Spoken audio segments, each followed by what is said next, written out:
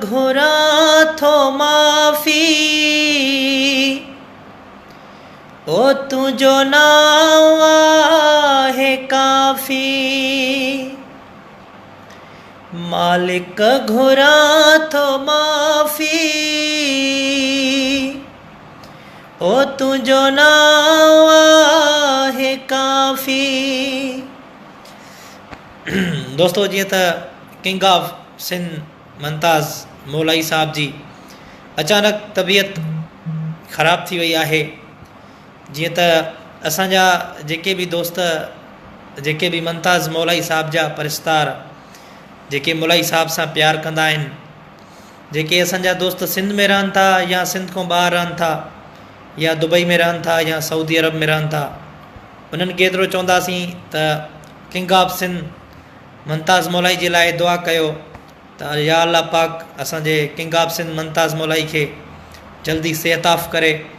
ऐं जेके असांजा दोस्त करबला या ईरान या इराक जेके ज़ियारतुनि लाइ विया आहिनि, उन्हनि खे बि इहो रिक्वेस्ट कंदासीं त किंग ऑफ सिंध मुमताज़ मौलाई साहब जे लाइ दुआ कयो त अल्लाह पाक भा मुमताज़ मौलाई साहब खे जल्दी सेहताफ़ करे, छो जो पंहिंजे बचड़नि सां ख़ुशि हुजे। ऐं मुमताज़ मौलाई हिकिड़ो सिंध पूरी पाकिस्तान जो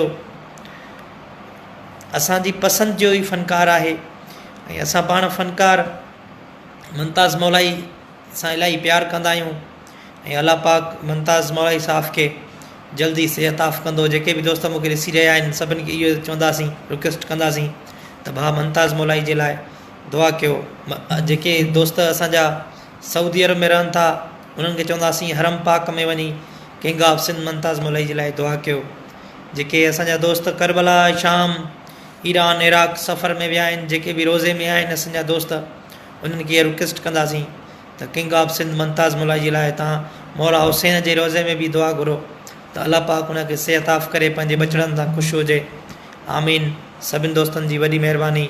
दुआ जी अपील। हिन वीडियो खे घणो में घणो शेयर कयो त जीअं असां कंहिं न कंहिं दोस्त जी मथां दुआ अॻिजी वञे। जेके दोस्त मदीने में रहनि था, उहे हरम में वञी भा मुमताज़ मौलाई जे लाइ दुआ कंदा। वॾी महिरबानी।